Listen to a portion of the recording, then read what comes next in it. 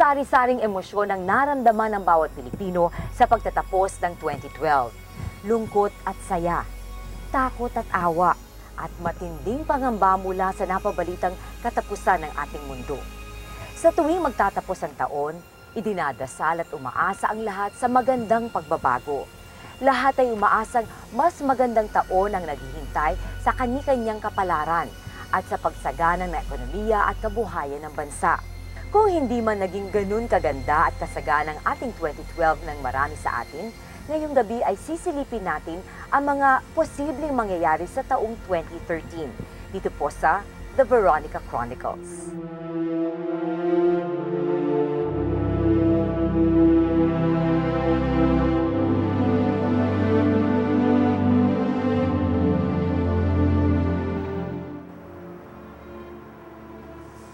Marami ang nakahinga ng maluwag nang malampasan natin ang di umano'y end of the world phenomenon noong December 21, 2012. Kasabay nito ang mga katanungang kailan nga ba ito mangyayari?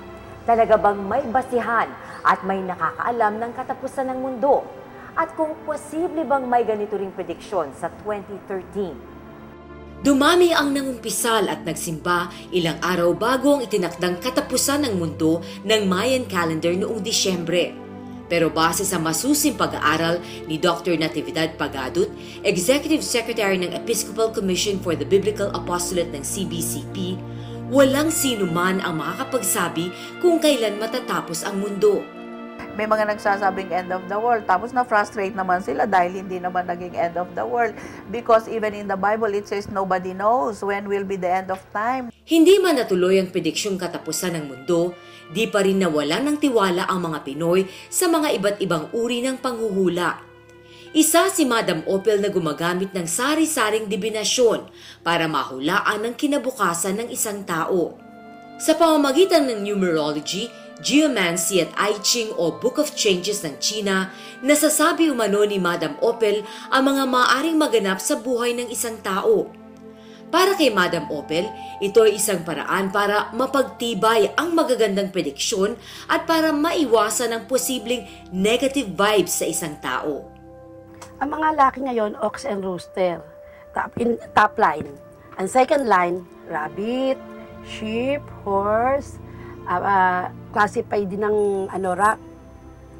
Tapos, ang third line, which na parang critical, yan yung snake, monkey, tiger, and pig. Sabi nila, kaya critical kasi ang snake, para bang ang snake kasi, ang mga kaibigan niya, mga allies niya, monkey. Tapos yun yung tiger at saka pig. Kabilang daw sa mga negosyong magiging patok ngayong taon ay yung may kinalaman sa tubig at pagkain. Ngayon, ang nakikita naming mga negosyo, electricity number 1 pa rin. Communication. Tapos top of the line, yung mga computer business. Tapos isunod natin ang mga water, mga food. Tapos parang ang metal ngayon, being a fire and water, yung mga metal medyo negative. Siguro in terms of mga cars. Di ba nakita mo napakarain ng cars?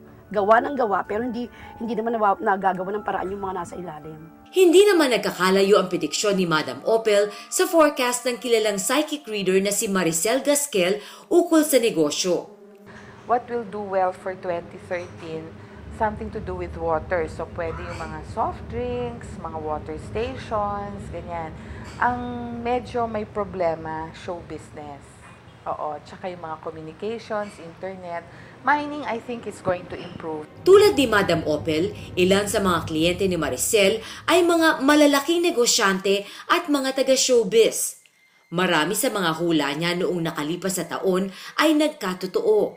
Yung kay Tito Dolphy, I foresaw that something will happen to him, that he might go, say goodbye. So, nangyari. And then, yung separation ni Shaina at saka ni John Lloyd. Tapos, yung tsunami sa Japan. Tapos, yung mga accidents, more of the calamities. Oo. And some of which, yung mga government officials, yung mga changes in the government. Bago pa man simula ng pagsulat sa kasaysayan ng tao, ay may ebidensya ng nagpapakita ng iba't ibang uri ng panghuhula sa ancient China, Egypt, Babylonia at sa iba pang bahagi ng mundo. Naging mahalagang bahagi ng relihiyon at medisina noong unang panahon ang mga orakulo at mga panaginip ng mga propeta. Ang mga hari noong medieval times ay may sariling court astrologers at manggagaway o wizards na kanilang kinukonsulta ukol sa mga bagay pang-politikal o sa pagpili ng mapapangasawa. Walang pinagkaiba ito sa ngayong panahon kung saan marami sa atin ang nagbabasa ng astrolohiya, nagpapahula ng palad o nagpapabasa ng baraha o tawas. Ayon sa mga manghuhula, sa kabila ng maganda o manong magpakasal ngayong taon, ay kailangang mag-ingat sa larangan ng pag-ibig. Ang character of a snake person, he is in love with the term love, pero hindi siya in love dun sa tao. Yun ang typical snake person. So, in that case, maraming pwedeng ma-in love, pero talaga in reality, hindi sila in love dun sa tao, kundi, ay gusto ko lang ma-in love, yung feeling lang. Isa sa mga prominenteng binata sa bansa si Pangulong Noynoy Aquino. Kumusta naman kaya ang magiging love life niya sa taong ito? 53 years old siya. So, ang ibig sabihin ng 53 years old, isang magandang age yan. Ang ibig sabihin niyan, mga new developments. At alam mo ba, meron, kung mangyayari, merong naka-parenthesis na marriage. Joyous event wedding. Pwede siyang ika-service. Pwede siya makakuha ng love affair kung talaga bang match. Di ba, alam mo naman, don't overestimate the power of love. Baka yung makita niya o makilala niya. Something na 7 days, di ba, Lunes nang magkakilala tayo, Martes. 7 days na buong... Whirlwind romance. Oo, maaari. Taliwas naman dito ang hula ni Gaskel. Ang love life niya, yung pagsisilbi niya talaga sa atin. Oo. So, wala siyang It's like, alam mo kasi pareho silang signs ni Willie di ba? So, more sila nakafocus sa career. Hindi sila masyadong sa love life. There could be some, but hindi ganun ka-importante. Parang nakikita ko he's happy the way things are. Oo, parang mas siya sa career niya. Dahil daw sa karakter ng ahas, maraming gulo at hiwalayan ang magaganap, lalo na sa larangan ng showbiz. In general, ang problema ng tao, discord. Discord sa mga relationship, arguments, quarrel. Disaster, yan. Parang dyan nakapokus. Ang gulo in terms of internal problems, tapos sa artista, yan. Kasi showbiz nga is not good this 2013. So, pwedeng may traidoran, tapos may breach of contracts, oo, yan. Sino yung mga magkakahiwalay o magkakaibigan ngayong 2013? Oo, marami no? Pero kasi, ang usual na problema natin is when two couples are opposite yung signs sila, sigurado hindi tatagal yon. But like, let's talk of Bea and Sanjo, good sila because yung signs nila very compatible to each other. It's on the same level So, ganun din si Angelica at saka si John Lloyd kasi mag-best friend yung signs sila, Tiger and Pig. Oo. So, maganda yung ganon. Ngayon, pag opposite, like yung kay Raymart at kay Claudine, opposite signs yan. That's why, kahit na sinasabi natin, nagkakasundo sila on certain aspects, madalas may away yan. Pero syempre, hindi nila papakita yun.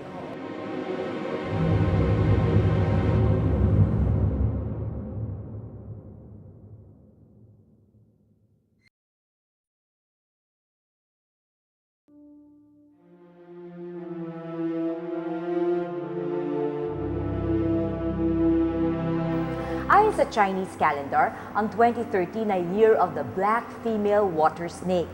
Dahil daw sa lokasyon ng Pilipinas, ang taong ito ay magiging maganda para sa mga Pilipino pagdating sa pera. Ito rin daw ang pinakamagandang panahon para magsimula ng career, negosyo o magbagong buhay. Pero kailangan din daw na mag-ingat dahil ang ahas ay makamandag. Ang pagtatapos ng taong 2012 ay kinakitaan ng malalaking kalamidad. Kabilang dito ang Bagyong Quinta na nalanta sa Kabisayaan at ang Bagyong Pablo na humagupit sa Mindanao. Mahigit sa 1,000 buhay ang kinitil ng mga naturang kalamidad. Libo-libo rin ang mga nangawalan ng tahanan at daang-daang milyong piso naman ang sirang idinulot ng mga ito sa mga taniman at infrastruktura. Ngayong taon ay di lamang ang mga weather forecasters ng bansa ang nagpapaalala sa mga mamamayan na maging laging handa sa mga bagyo, pagbaha at mga landslides. Based on my card reading, I see a lot of yung calamities na may kinalaman sa tubig. So, water sign pa ang snake. So, at the same time, meron tayong landslides, mga hurricanes. Tapos, I think Japan, feeling ko lang Japan will have another tsunami. And then also... as the one that happened last Yes, oo. And then, dapat talaga pag-ingatan natin in our country, yan, yung mga floods. Kasi ganun pa rin landslides, floods, more of water calamities. So magkakaroon tayo ng yung kasing lakas ng magnitude ng Sendong and Ondoy? Oo, pero not here in Metro Manila. It could be somewhere else. Ang always na kinakatakutan ko is always on the Visayas and Mindanao area. Ngayon taon na to, central. So po pwedeng ang mga target na mga lugar, mga central o center area. So alam na natin ngayon ang mga safe na lugar, yung mga northeast. Yung mga northeast, mga high place yan eh. So hindi masyadong apekto ang mga high place, parang mga central. So, ibig mo sabihin pag central, Metro Manila. Oo, pwede yan. Pwede mga Pampanga, yung mga Central Luzon, Central Visayas. Yung mga ganun. Oo, kasi prediction yun ng mga punsoy expert, yung true direction. Isa sa mga makasaysayang magaganap sa ating bansa ngayong taon ay ang midterm election sa Mayo. Boboto ang taong bayan ng 12 senador, 287 kongresista at mga lokal na opisyal. Para sa political analyst na si Professor Clarita Carlos ng University of the Philippines, magiging makulay ang darating na halalan. Democratic deficits would be a broken political party. As you can see, both the ONA and the LP were not able to fill 12. No, they had to get from wherever, and so they have a multicolor lineup really. So for as long as you don't fix your political party, then the vetting, the choices of these candidates will be like what we're doing right now. Ayon pa kay Professor Carlos, hanggat hindi na ipapatupad ang mga kinakailangang reforma sa ating sistemang elektoral, ay magpapatuloy ang mga di kanais-nais sa ating sistemang politikal. Yung turncoatism, yung political party structure, kasi dapat yung young people natin, maaga pa lang, hinuhone mo na sila sa skills ng governance. Hindi yung bigla na lang siyang lalabas sa kawayan tapos nag-run na siya for senator. National position yun. Can you imagine? Ang bata-bata pa lang will be talking about, treaties, etc. Which things in fact should be given to a politician, to a political leader who has been there for a long, long time. Mag-iiba daw ang mukha ng Kongreso dahil maraming mga bata at bagong politiko ang makakapasok dito. Siguro sa Congress, there are more and more new faces, no? And because you have a more educated and more discerning public, I think we'll have more new blood.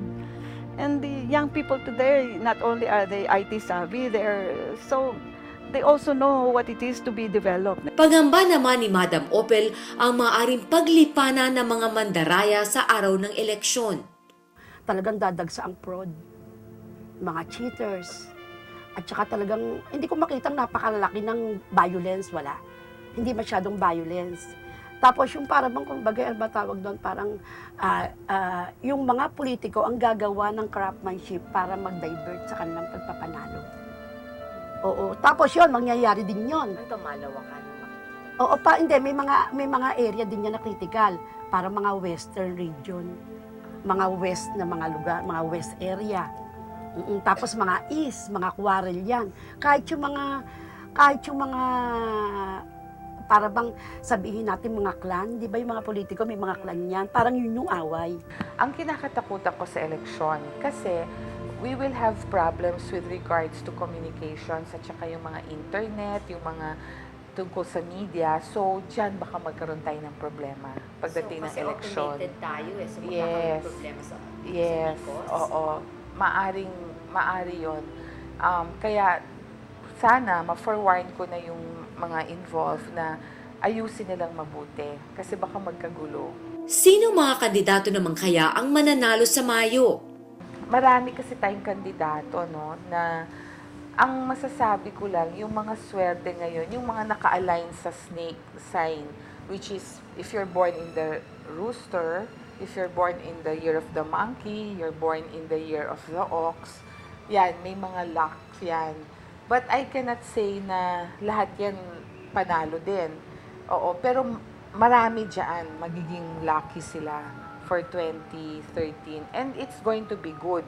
Nakikita din daw ni Professor Carlos na ang mga mamamayan ay mas aasa na sa kanilang mga lokal na lider sa halip na sa national government pagdating sa kanilang mga pangangailangan. Ang nakikita ko malaking pagbabago is more and more we are pivoting on local governments who are the real actors after all, no? So we're really moving away, yung nakikita kong observation ko, we're moving away from the national government, which used to be the pivot of our lives. So we're saying, now that we have floods, we're really looking towards the mayor, the governor, di ba? So we're not looking towards Manila and asking for help. Naniniwala din si Professor Carlos na dahil sa pagpasok ng mga mas batang mahistrado sa Korte Suprema, may papatupad na ang mga kinakailangang reforma upang mapabilis ang pagpapasya sa mga kaso. They're very young minds there. No? Minsan kasi you only need a few people to push it eh. Parang catalyst sila eh. So, at mag-change pa yan, di ba? Marami pang magre-retire. No? So we like that. So I hope the President follows the trend of really appointing fairly young justices. No? Para naman kay Dr. Joseph Yap ng Philippine Institute for Development Studies, ang tiyak na panalo sa darating na eleksyon ay ang ating ekonomiya. Malaking bagay po yung election spending. Makita natin yun sa performance ng economy ng 2007 and 2010. May tinatawag nating spike dahil sa paggastos dahil sa election, sa mga pagkampanya. So we expect, I would personally think that growth will be in the vicinity of 6.5% to 7% this year, 2013.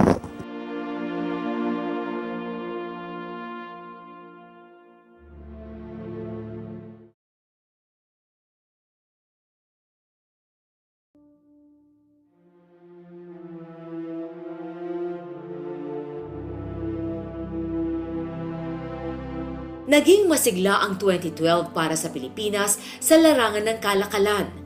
Nalampasan ng bansa ang growth target nito noong nakalipas na taon. Katunayan, ang Pilipinas ang idineklarang best performing economy sa Southeast Asia noong third quarter ng nakalipas na taon. 2012, it was a wonderful year for the Philippines, no?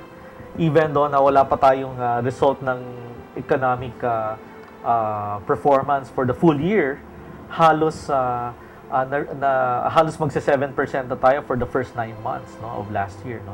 So we're expecting 7%, around 7% for the full year of 2012. Ngayong Enero ay natamo ng Pilipinas ang pinakamataas na level sa stock market na lubhang ikinatuwa ng mga negosyante. As early as now, we've reached an all-time high ulit, no, 6,000 level. It was really medyo better than expected. In-expect namin medyo mag-correct eh. Last few days ng December, medyo ang lakas natin. And we were hoping na January medyo magpapahinga muna. Pero hindi. The confidence is really there. No, liquidity, low interest rate pa rin kasi. Mutang ka sa bangko, madaling makautang, no? And also ang baba ng interest. So businesses are really expanding as a consequence. That's why your economy is really growing. So, talagang itong all-time high is really a sweet surprise for us. We're expecting the market, hopefully for the full year, 2013, to end around 7,000 or 7,500 level. It's another new high, if ever.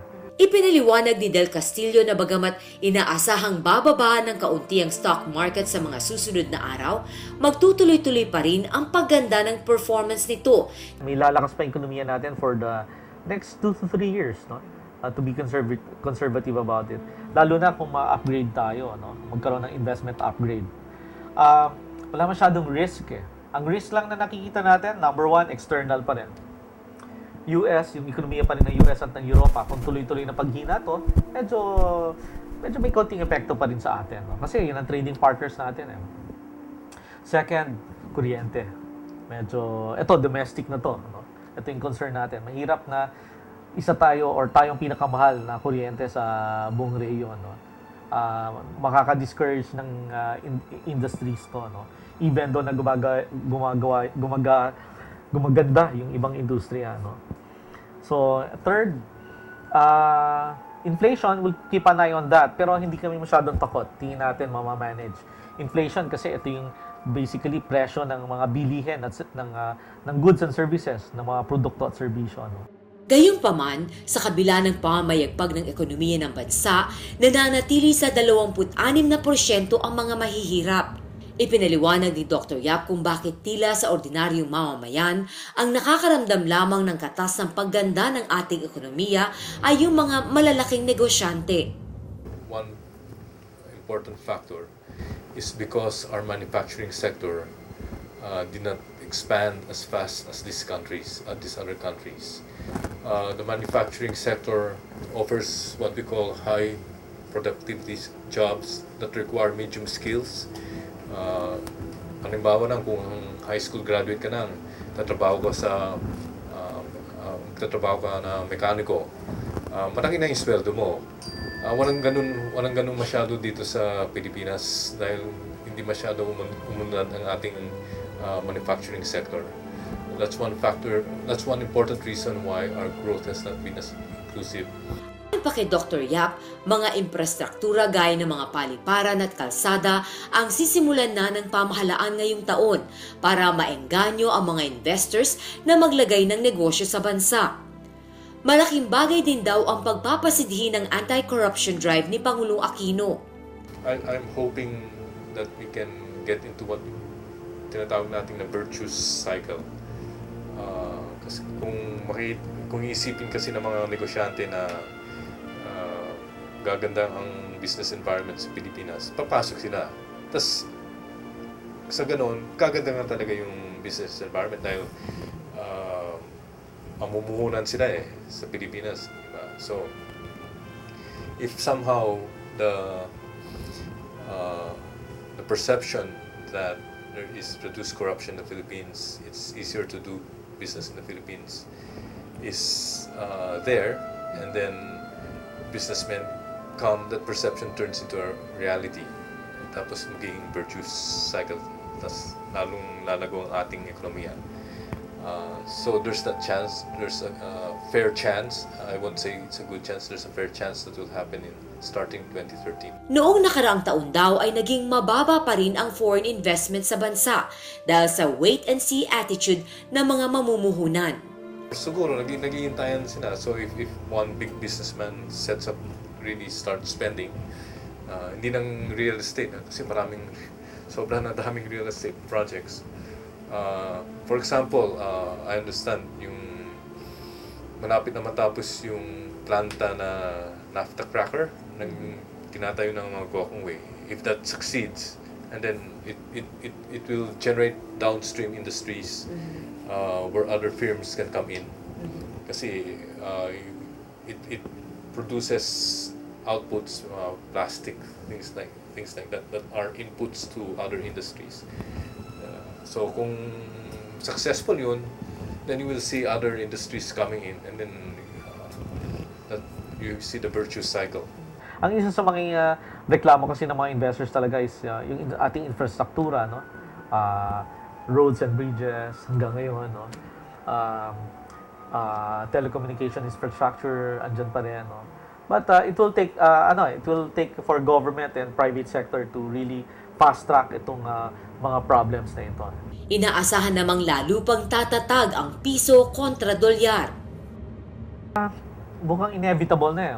Veronica, Nikki, nanggaling tayo sa 55 peso to a dollar. Ngayon, nasa 40 na tayo. No?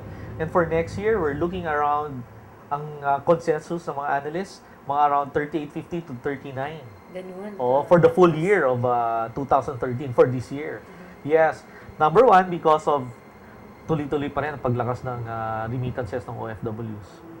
Pangalawa, tawag dito, yung inflows, no?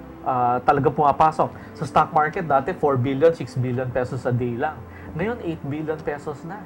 So ang dami na talagang pumapasok na pera. Pag nag-investment grade ka pa, pag na-rate na tayo ng investment grade, mas lalo madaming papasok dito na pera, no? So tingin natin 30, 39 is somehow feasible. Isa daw sa mga nakatulong ng malaki para gumanda ang perception rating sa Pilipinas ang pagpupursige ni Pangulong Aquino na maipasa ang ilang panukalang batas gaya ng sin tax law na makakabuti sa ating ekonomiya. Yung positive rating ng presidente na nagagamit niya, no? Naipasa niya yung matagal na naming hinihingi, no? Sin taxes, which will eventually boost revenues of government, no? Which again is an ingredient to a potential investment upgrade. No? So mabuti ito para sa atin.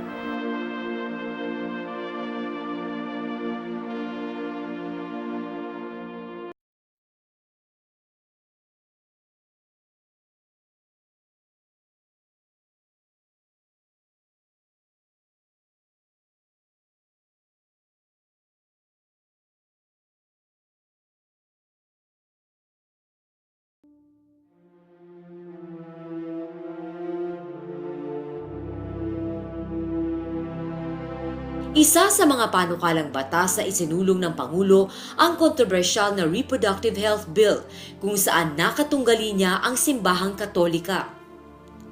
Bagamat naisabatas na ang RH Bill, mukhang hindi pa namamatay ang issue sa isipan ng mga masugid na anti-RH. People are divided with regards to their stand on the RH Bill issue. And I think that the divisiveness will continue, and it will be up to either side to explain their particular stand, because I believe that several people did not really understand what the RH Bill was all about. Hindi naman naniniwala si Professor Pagadut na merong Catholic vote na makakaapekto sa kalalabasan ng darating na eleksyon. I don't really know if there's such thing as a Catholic vote, but I think that people are free to make their choices with regards to candidates.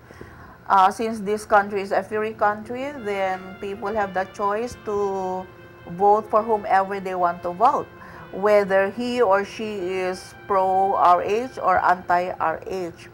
I think that what we believe and what we stand for will of course have an effect for the country in the future. So, like, we are the result of what we were yesterday. What we think and what we believe, I think, flows into our actions. So our actions have long-standing consequences, not only for the families, but also for the whole country.